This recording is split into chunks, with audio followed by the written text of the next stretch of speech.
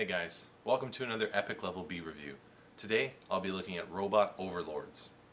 So in this movie, robots have invaded Earth and utilize implants in people's necks to make sure that they stay inside and don't form any sort of resistance to them. They're looking for ingenuity and information and suck the information out of their heads. Anybody who goes outside gets blasted, incinerated with like huge laser beams. That said, there are rumors of humans that collaborate with the robots in exchange for tracts of land and power in the new world that the robots promise. Oh God. Oh God, what is that? Oh God.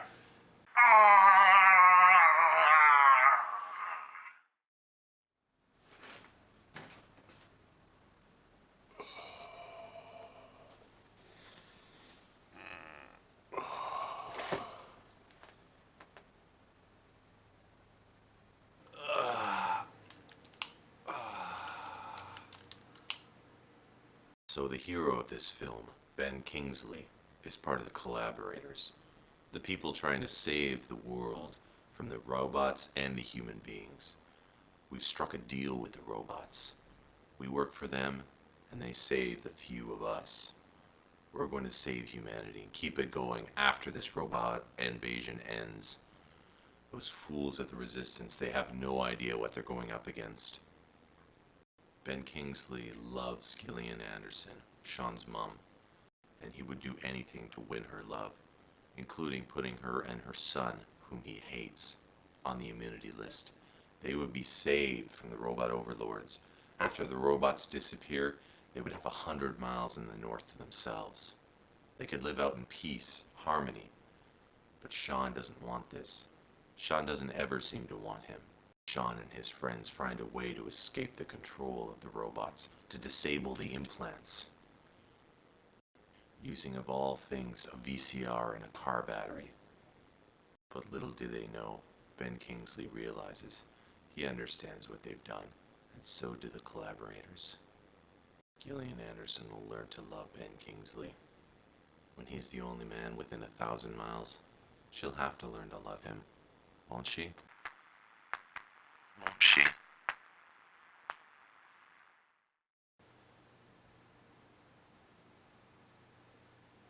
So armed with this knowledge that they can be not tracked by the robots, the first place they decide to go is down the railroad tracks. And at the end of this railroad track, they find a shop, a train shop, and the shop is full of candy.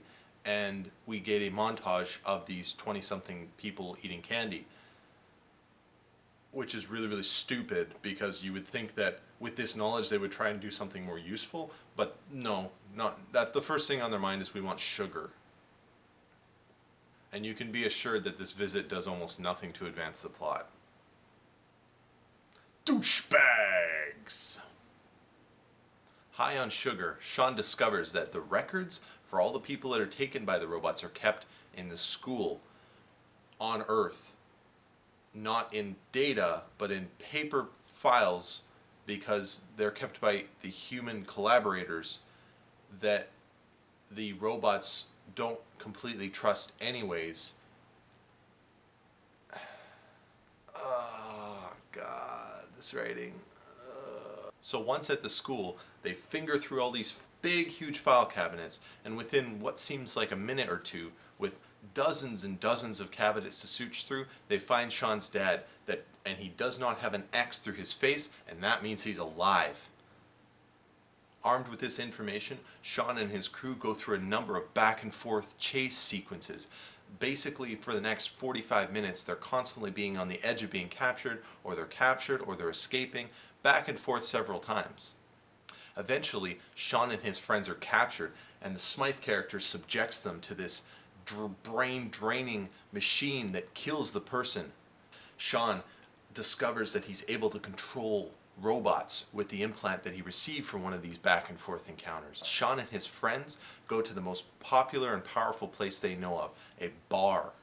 Tons of freaking people inside this bar want to kill the Robot Overlords, as they're very violent and punching and fighting, and they have this kind of mob mentality. Sean's able to get the information that there's an area where his father is more likely located. So the troop go on a overland trip towards that location.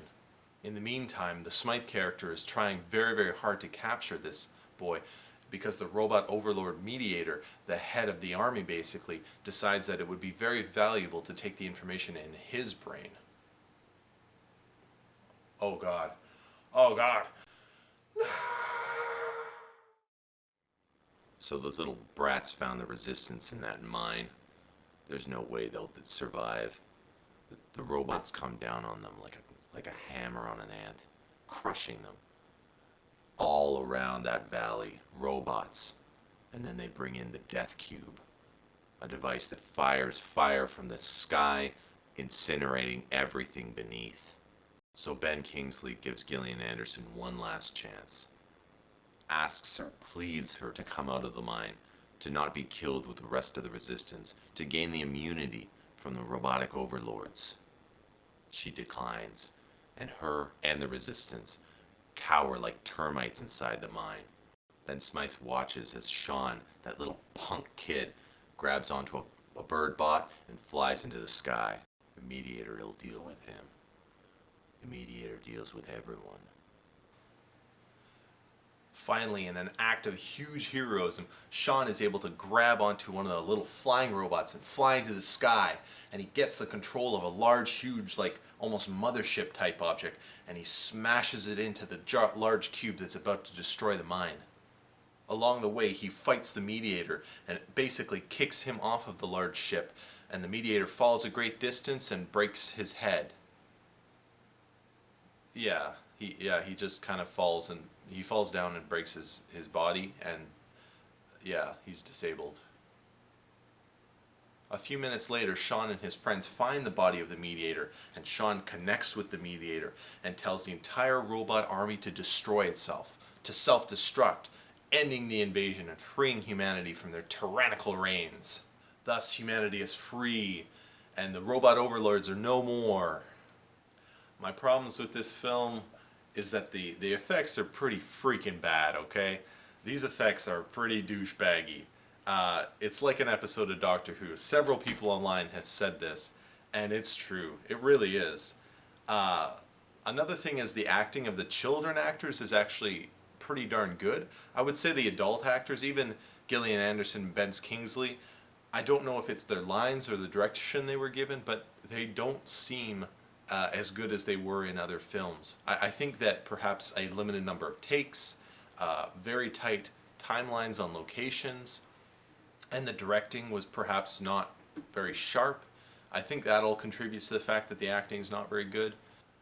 Probably the worst part of this movie is the fact that it really rips off of numerous other properties to come up with this story.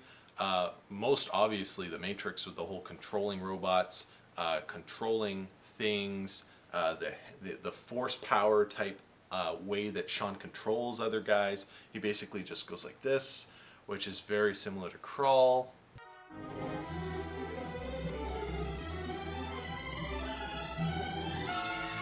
Yeah, the adult actors just don't seem to be very important. And I realize it's a more child-oriented film, it's a kid-oriented film, so it's basically supposed to be about kids solving problems without too much adult intervention, but it seems unrealistic to me as an adult that these adults would not do more than they did. It felt like the kids basically had to do everything, and it pulled me out of the film. So my final recommendation for this movie, it's probably a 5 or 6 out of 10. I don't know if I would really advise going to see this or renting it or whatever. I saw it on Netflix.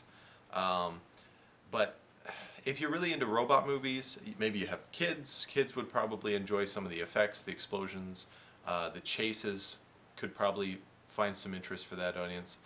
But I don't think I would really recommend this film. It's only for people that are particularly interested in the genre or the subject matter. So thank you very much, guys, for watching. I hope you enjoyed this. Like, share, subscribe, and if you have any comments, remember to leave them below. So until next time.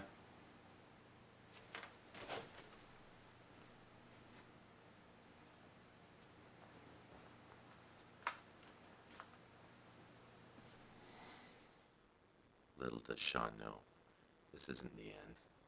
Meteor has contacts all throughout the universe, the galaxy. there'll be more robot overlords. And when that happens, I'll be there to lead them. I'll be there to crush humanity right alongside them.